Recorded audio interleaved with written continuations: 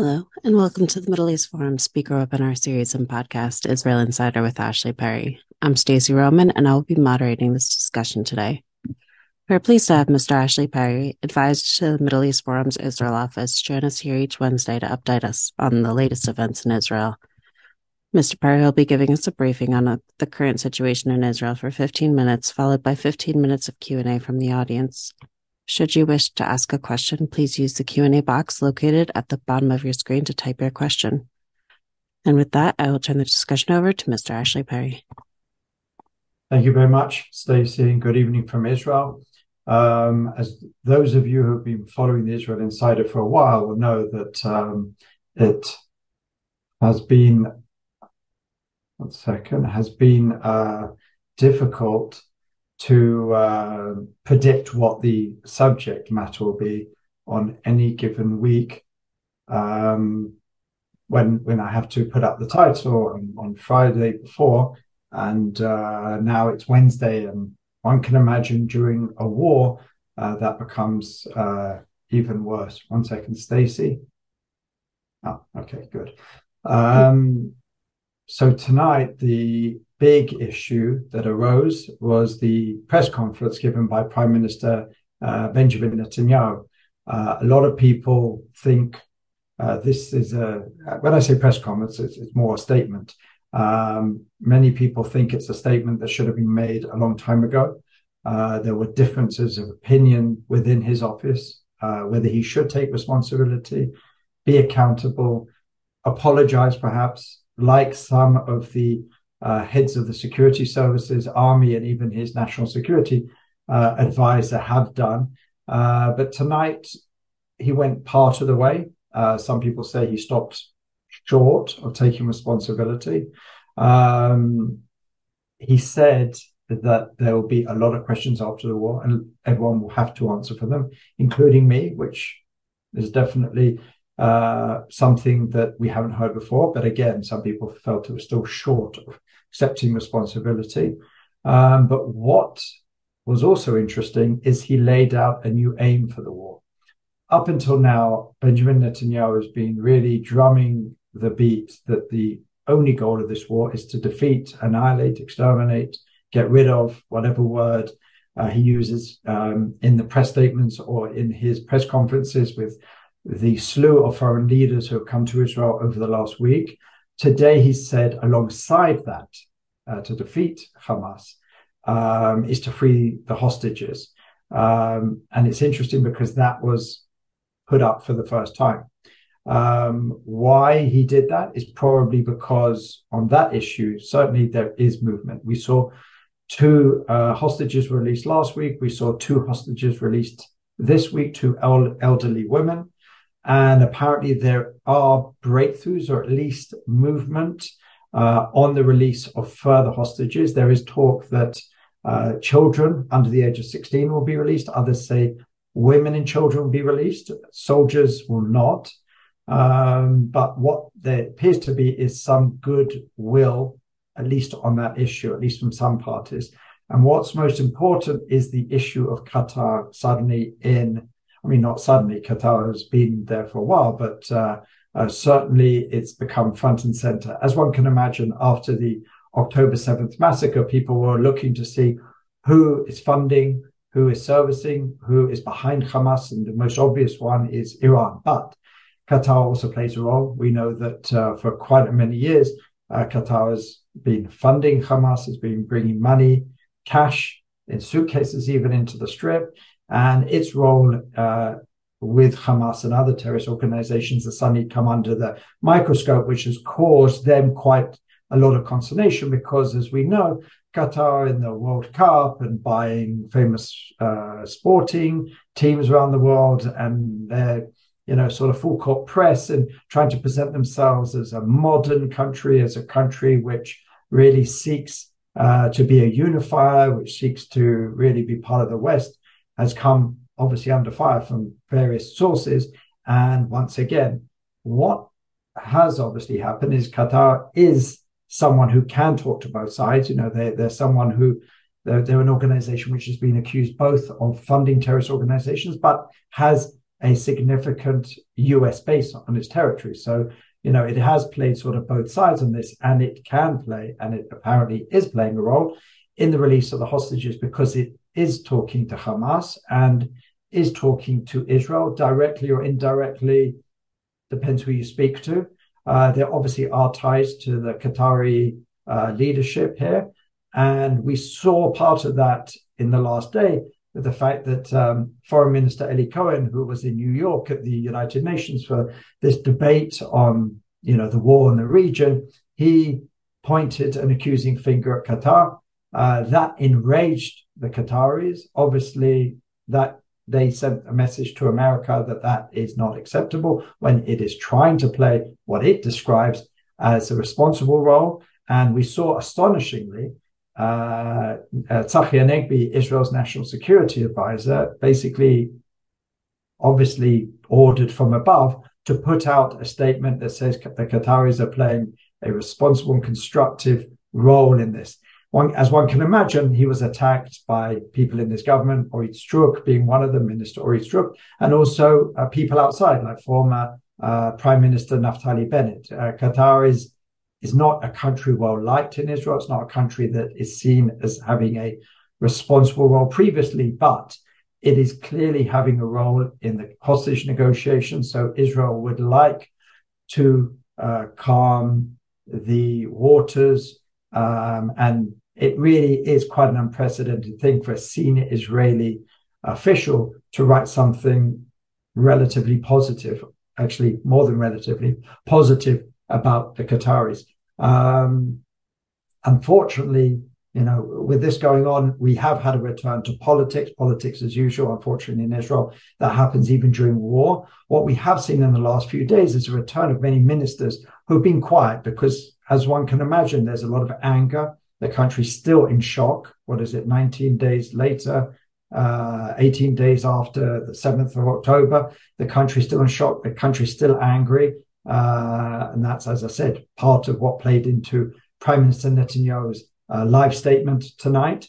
But I think in the last few days, there's been a lot more attention on what are the ministers doing? Why are we spending all this money on all the budgets of these ministries when we should be spending it on the war in the south, on resettling those 120,000 plus Israelis who have been evacuated from the north and the south.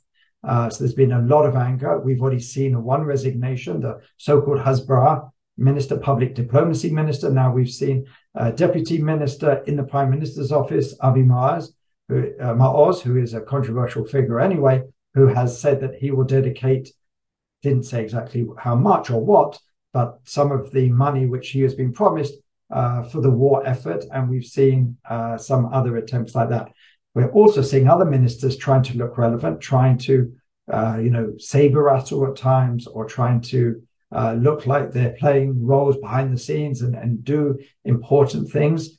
Some of them attacking others. We've seen Nir Barkat's economy ministry attacking Bezalel Smotrich's finance ministry. The finance ministry, as one can imagine, has come under attack for what has been described as an underwhelming package of aid to those most affected. And it's been seen as not even a plaster, something less than a plaster for what is necessary at this point. The blame game continues, and we're seeing differences of opinion between the upper echelons in the political and security levels. And that also plays very much into Netanyahu's statement tonight, because he tried to play that everything is normal, we are all on the same page, when it's clear that that is not the case. Over the last week, there's been various leaking from the Prime Minister's office and his supporters against the upper echelons of the IDF and back. And what are the issues? Well, as we know, again, 18 days later after the massacre, the pogrom on the 7th of October, Israeli soldiers reservists were served with papers almost immediately to call for duty, and they did in massive numbers, 120% of who are called. But still, nothing's happened. Everyone expected a ground invasion, and it simply hasn't happened. So on the one hand, people are asking, why haven't we done that? and the IDF are saying, well, we were given the orders to call up everybody to get ourselves ready for a ground incursion, but we haven't been given the green light. The Prime Minister's people are explaining that why they're in such a rush to put our soldiers in harm. Every day that we can bomb from the air without putting a single soldier into Gaza is better. The more we're able to prepare for the ground incursion, the better it is. And there's obviously been some very strong differences of opinion, regardless of this so-called show of unity. The fact that Netanyahu did not stand in front of the cameras alongside Defense Minister Gallant, alongside Minister Benny Gantz, or the IDF Chief of Staff, also says quite a lot. What is really going on the ground can be thought of in a few different ways. First of all, there are rumors that the Americans have asked Israel to hold off on the ground invasion. That's one of the main reasons they've done so.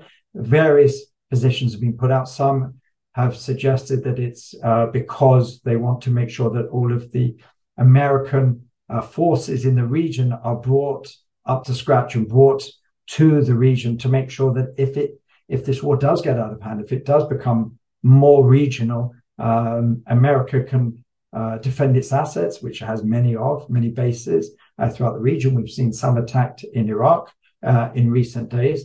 Others say that the American advisors are coming across to advise Israel how best to deal with this war, how to defeat Hamas. And there's been a certain amount of focus, at least behind the scenes, on two options, and they're sort of have been described as the Fallujah and the Mosul option, sort of strategies, which the Americans were involved with both in Iraq. And if we look at both of them individually, they describe very different tactics. In Fallujah, it was very much they tried to evacuate as many people as possible, and then they basically bombed from the air until they were able to pretty much defeat the enemy within the city. In Mosul, they went door to door, really soldiers on the ground incursion. They went door to door. And the Americans are very much pushing the Fallujah model as more effective.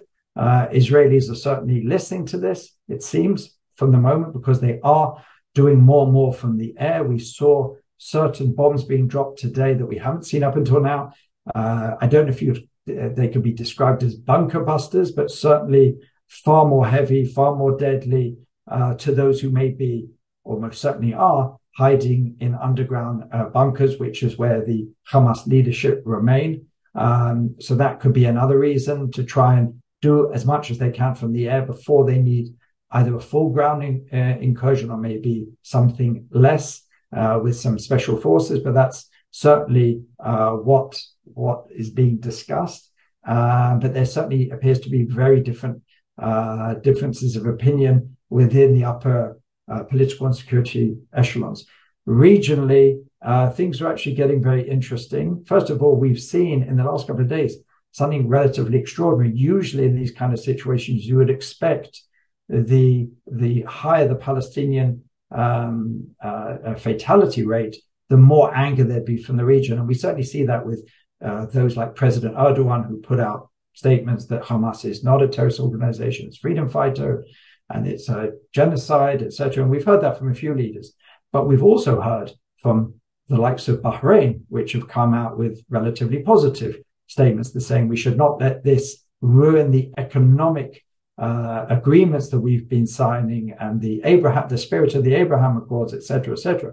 And we also heard the Saudi foreign minister come out in the last 24 hours and say that we still hope for peace. Let's not let this situation destroy chances for peace. And as soon as this is over, we should resume those calls, which is quite remarkable at this stage because, one can imagine they're feeling quite a lot of heat from the region, but also they're obviously hearing a lot from the Americans. And as we've explained in recent weeks before the war, how important the Saudi-Israel normalization is. It sounds crazy at this point to be talking about the Saudi-Israel normalization. And I did say last week that I believe that is a major factor. Why when this massacre took place and this war was forced on Israel. But it seems like that dream has not dissipated at this moment, at least. And we're, as I said, we're over 2 weeks into the war. So that's certainly positive. On the less positive, we see more and more how Iran is moving its pieces throughout the region into place. We see more and more attempts from their allies in Yemen, the Houthis, to attack Israel, to attack American interests. As I said before, we see forces in Iraq led by Iran attacking American forces. We see some of the groups trying to push their way towards the Jordanian border. And at the moment, they're not being allowed in, but maybe they'll be able to find another way. We've seen other terrorist Iranian proxies on the Syrian borders, and we've had some rocket attacks from Syria over the last week. And obviously, we have Hizballah on the northern border. Hizballah put out a show today where they had Hassan Nasrallah sit down with leading members of Hamas and Hizballah, with Hamas and Islamic Jihad, to try and show this unity, how they're working together. But clearly at the moment, Hizballah, while they have certainly been poking Israel once again and further in Israel, have been responding indeed. It's still not, Hizballah have not come to the decision yet of whether it's going to come in fully. Again, as I said last week, there is that feeling that they would wait until Israel got bogged down in Gaza. At the moment, it has even entered Gaza, at least not from the ground. So perhaps that's the reason why they haven't upped the scale of their incursions and their attempts to join this war at this point. So I'm happy to answer any questions on anything I've mentioned thus far. All right, thank you so much. So Allah Khan asked, did 9 months of anti-government protests in Israel embolden Hamas? They said it did. And I talked about this last week, and I said that Hizballah, certainly Hassan Nasrallah is a great student of Israeli politics and society. He obviously follows it, or at least people around him do, and give him information, because he mentioned it quite a lot during his speeches in the lead up to the war, how he saw Israel as weak, a society which is cleaved in two, and hinted that now is the time to strike. I'm sure Hamas were reading a similar situation, whether they believed that that was part of the reason to attack now, because quite simply the country is more unified than I can certainly ever remember. So it was a great misunderstanding on both of their parts, if that was part of their calculation. But it could well have been, and we did hear that rhetoric from Israel's enemies in the region, that they did see Israel as weakened because of the difference of opinion on judicial reform. But that's part of a vibrant, robust democracy, something which they're obviously blissfully ignorant of. It certainly appears so. Carrie Hillebrand asks, is there any indication when Iron Beam will be deployed on the Gaza front? I did see reports, or I did see people reporting that it's already being used. Again, I'm not an expert in that particular arena, but I certainly saw reports of it being already used this week, but could just be Iron Dome and someone mislabeling it. I don't really know enough about that particular subject. Sorry. No problem. Just curious if that was well-known knowledge there or not. All right. So an anonymous attendee asks, what do you think of the General Secretary of the UN victim blaming Israel for the death of those who died on the 7th of October? Well, that was a statement made by the Secretary General where he basically, gave all the usual sort of lines about, expressing outrage over what happened to Israel. And then in the next sentence, basically said, well, it didn't happen in a vacuum. It's because of Israel's oppression of the Palestinian for, what did he say, 60 years, 50 years, 70 years, I can't remember. And as one can imagine, that was met with a lot of anger and astonishment. We're used to the UN beating up on Israel, but for the Secretary General to basically victim blame Israel and say that it's their fault was received a massive backlash, not just from Israel, but from others. And we can see how much he felt it, because he put out a statement, Secretary General Guterres, today, saying my statement was taken out of context and I can't believe the way it was understood. I do not blame Israel for what happened, but I also, basically always equivocating, always sort of trying to clarify his remarks, clearly outrageous remarks to victim blame Israel for what happened on October 7th. Again, just like the media was caught out, and a lot of people are more circumspect about the media after what happened with the hospital, the Al-Ahli hospital, the Baptist hospital in Gaza that they claimed was shot at by Israelis and hundreds of Palestinians were killed. Clearly, now we know that's not true. That was the moment where people understood that the media, parts of the media, had got the story wrong, had got something wrong. We're too quick to judge and we're too quick to take Hamas's word. And now everybody is a lot more circumspect, and you can even see it in a certain amount of reporting. Perhaps this is the moment where people understand that the UN has a systemic bias and blind spot towards Israel, perhaps even in the Jewish people. So perhaps, again, that not that any of these things are good, but perhaps something comes out of it that people will be more wary and more and will understand that there is this systemic bias, and things are said about Israel and the Jewish people which clearly have never been said about any other country. I can't think of, and if any of the those who are watching this can point me in the direction to see where someone blames a massacre on the country that it happened in, the citizens to which it happened, I would be amazed. But I don't ever remember seeing such a statement. If anyone does, please copy me as well on that. On that note, so we're talking about the misinformation and the airstrikes as well. Is there any real calculation? This is horrible to say it so coldly, but any civilian death is obviously a tragedy. But do we have any real count on how many people have died in Gaza so far? Well, no, it's impossible for anyone really to report. The only numbers that are put out there is from the Hamas-run Ministry of Health, and we saw that Hamas put out outrageous numbers that are clearly not true, and we've seen all these reports of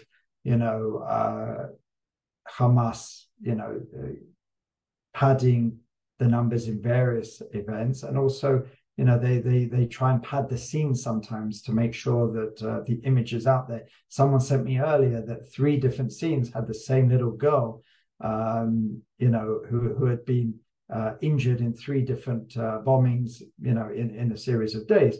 Clearly, that was part of the propaganda. So it's very, very hard in the fog of war. Israel certainly, there's no way for Israel to know. There's no way for the international community to know. There's no way for the international media to know.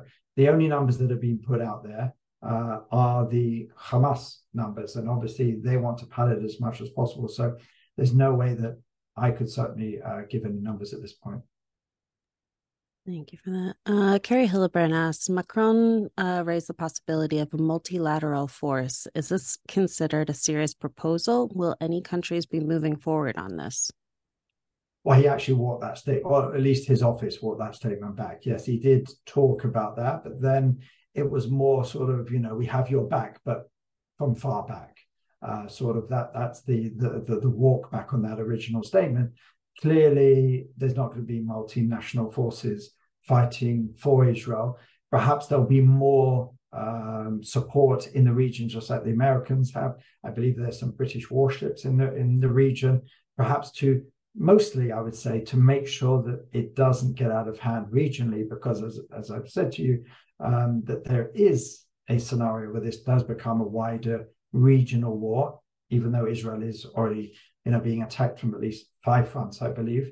But I don't see any scenario where there's international forces coming to fight against Hamas for Israel. The only multinational forces that could come in at some point is some sort of peacekeeping. Tried that before, usually fails.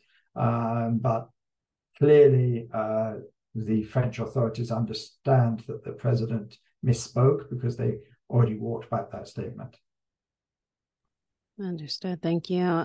So you did touch on this earlier, but BK asked, do you think Turkey-Israeli rapprochement has ended? For the moment, yeah, I do think so. I think the statement that came out has been attacked by all quarters in Israel. I mean, it was pretty bad at the beginning of the war. The statement was bad, but it wasn't, you know, too bad. Let's say, we understand the way these things go, and we sort of expect certain levels from certain countries, and we understand that there are certain things that certain countries can say. And the original Turkish one was bad, but again, it wasn't absolutely awful. The statement made by President Erdogan was considered in Israel to be a whole nother level, not to refer to Hamas as a terrorist organization, to call it a freedom fighting organization, justifies it in some way. And certainly that was seen with extreme disgust within Israel. And at the moment, there's no chance of the rapprochement moving up a level. I think even Erdogan says that he regrets shaking Netanyahu's hands. Don't forget, this only happened a few weeks ago.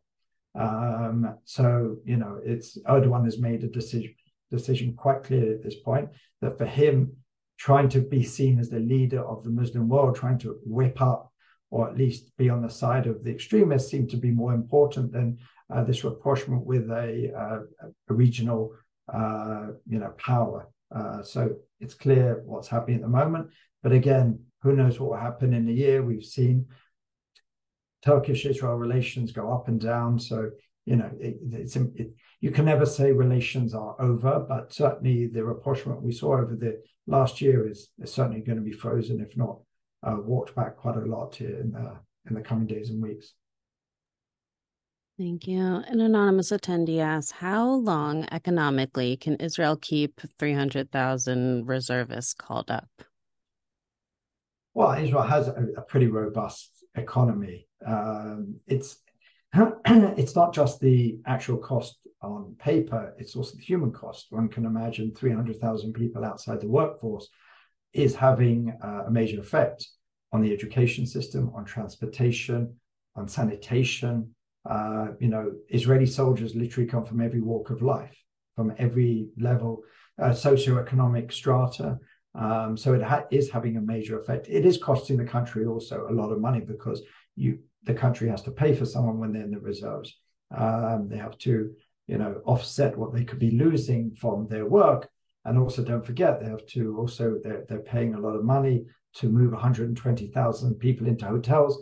Benny Gantz today apparently told representatives of those who have been internally displaced that this will probably be at least 3 months in hotels. And you probably won't be able to return to your homes for at least a year. That's what he reportedly told them. So there are mounting costs. Even bombing, sorties cost money. Iron Dome costs a lot of money. Wars are not cheap.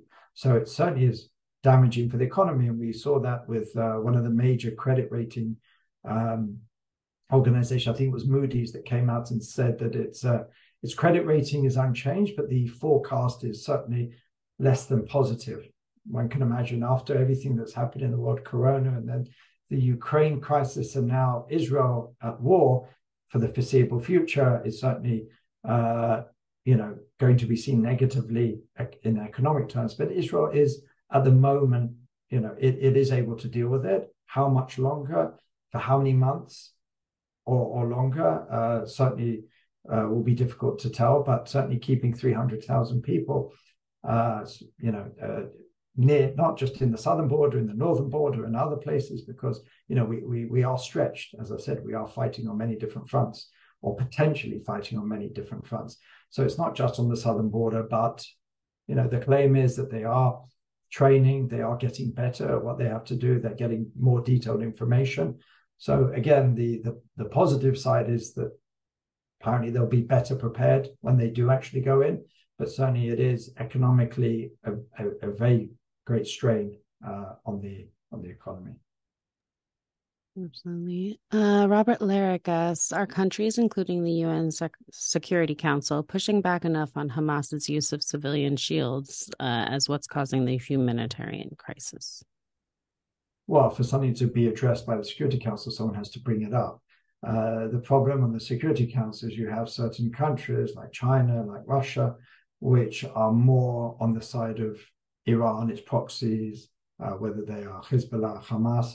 So they will veto anything like that. And then you have America, who will veto any attacks on Israel. So at the moment, the Security Council is probably not the place to deal with any of these complaints because of that nature and because of the bad relations between America and Russia, very specifically.